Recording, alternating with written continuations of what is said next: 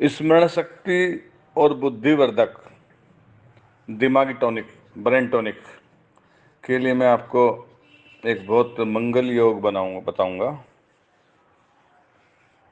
पहले इस योग के गुण सुन लीजिए। यह ठंडाई बनेगी एक। इसको गर्मी और सर्दी में दोनों समय इसका उपयोग कर सकते हैं। गर्मियों में कुछ और तरीके से बनेगी, सर्दियों में कुछ और तरीके से बनेगी। तो ये आपके जो उनको अत्यधिक मानसिक काम करना होता है, पढ़ने वालों के मस्तिष्क की थकावट दूर करेगी, मस्तिष्क में तरावट और ताजगी प्राप्त होगी, मस्तिष्क की निर्बलता दूर करेगी, स्मरण शक्ति बढ़ाएगी। और यह सर्वोत्तम मेध्यस रसायन है, दिमाग को पुष्ट करने वाला ब्रेन टॉनिक है। यह है आयुर्वेद के अनुसार इस औषधि को आयुवर्धक अर्थात आयु को बढ़ाने वाला, मस्तिष्क की उग्रता अर्थात मस्तिष्क में जो गुस्सापन होता है उसका नाश करता है, आयु को बढ़ाता है, शांति प्रदान करता है, पचने में मधुर है, थोड़ा सा गर्म है, अग्नि को बढ़ाती है, डाइजेशन बढ़ाती है, मल को बाहर निकालती है, ब्लड को प्योर कर शोधन करती है, आपके शरीर का ओज और कांति तथा बल और स्मरण शक्ति इनको बढ़ाती है। आपके मेमोरी को स्वर का जो आपकी आवाज़ है उसको सुंदर बनाती है। आपके जो स्नायु मंडल हैं, नर्वस सिस्टम है और ज्ञान तंतु है, उनको बल देने वाली है।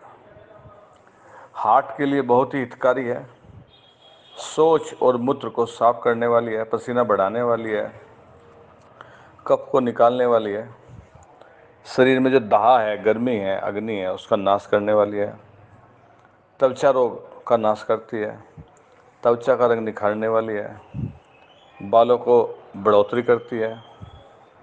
मनुष्य को जो कई बार जो रोग हो जाते हैं उसके बाद दुर्बलता आ जाती है, उस दुर्बलता को मिटाने वाली है। पुराना बुखार या कंठमाला रोग होता है या स्त्रियों में रोग होते हैं,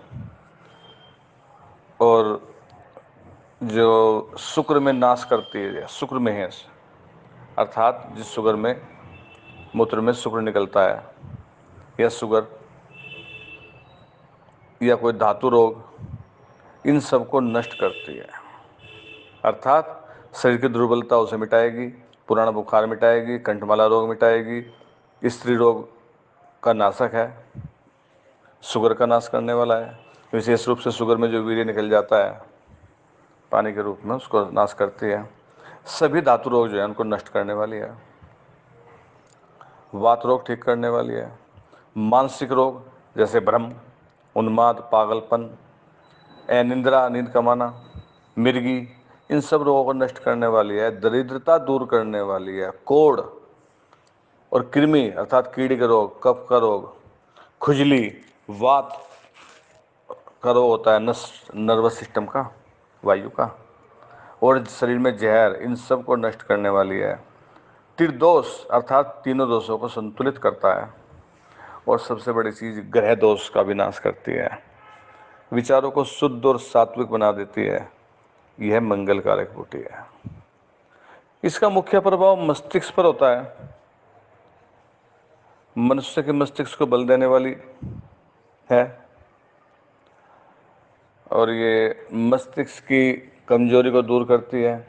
दिमाग का जो खालीपन होता है उस अवस्था को ठीक करती है, बुद्धि में सुधार करती है, पढ़ने लिखने में चित्त लगता है, विचार की तारतम्य बनाए रखने में और मानसिक तनाव रोकने में बहुत मदद करता है। विचारों में शुद्धता और सात्विकता आती है, भजन में मन लगता है।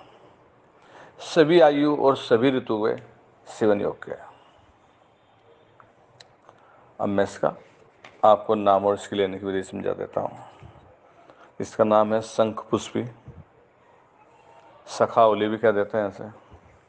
तो इसके पंचांग को ज़्यादा अच्छा है कि इसे पहले गौमूत्र में शोधित करो और अच्छी क्वालिटी के शंख पुष्प लो। ये नहीं है कि ऐसे ही कीड़ा लगी हुई या सड़क के किनारे उसका कोई पौधा मिला, पेड़ मिला, वहाँ से ले ली।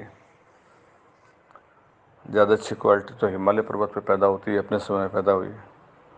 तो ऐसी शंख पुष्प का पंचांग, पंचांग का मतलब हुआ उसका टहनी भी हुई, फूल भी हुआ, पत्ता भी हुआ, जड़ भी हुई।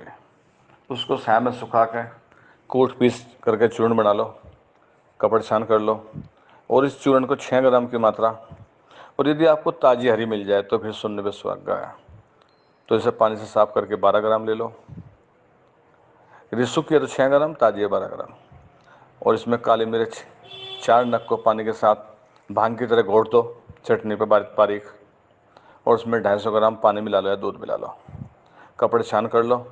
ये बन गई आपकी ठंडाई या सर्दाई, दोनों समय के लिए है।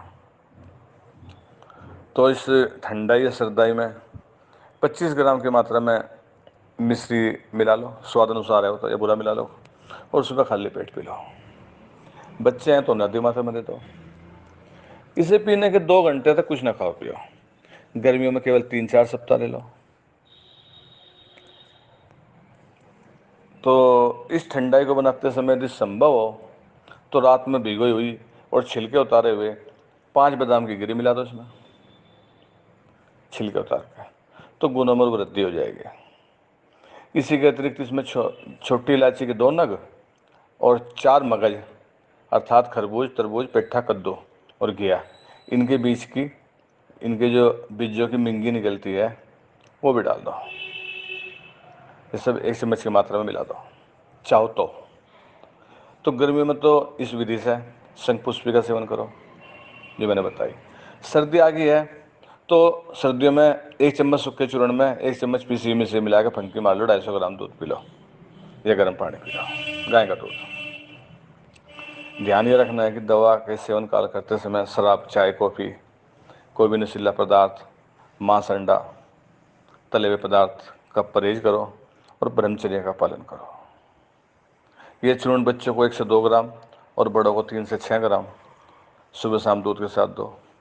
बस दूध नहीं है तो ताज़ा पानी, और दूध मैंने गाय का बताया। और ये मैंने आपको जो भी योग बताया उस योग को यदि हिमालय पर्वत पर पैदा हुई, अपने मौसम में पैदा हुई शंख पुष्पी का आप गौमूत्र शोधन करके उसे शोधित कर लेता हूँ, उसका सेवन करते हो तो वही लाभ मिलेगा जो मैंने लिखा है। और यदि आपके पास ताज़ी है फिर तो कोई तकलीफ ही नहीं है। इसका उपयोग कीजिए। ये मंगलकारी बूटी जो मैंने योग दिया वही काम करेगी, जैसे मैंने लिखा है सही बता करेगी। मैंने बताया पूरे साल ले सकते हैं, गर्मी सर्दी में कोई भी आयु का व्यक्ति ले सकता है। मैं राजेश तालान ब्रह्मचारी, गुरु शिष्य परंपरा से बना प्राणाचार्य। आ